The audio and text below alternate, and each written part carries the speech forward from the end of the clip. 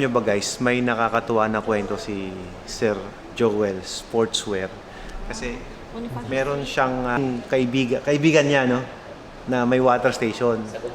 Sa Gumaka. Sir, kwento mo nga sa akin paano ka napunta dito, sir? Si Ma'am Luminario ng Gumaka, Quezon, isa kong kaibigan.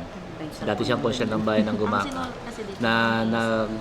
Nagkausap kami nung isang araw daang na ang kanya din palang water station ay galing din kay Boss Alfred, Watermax. Eh di, wala na, nainggan nyo na. Nahito na ako ngayon kay Sir Alfred.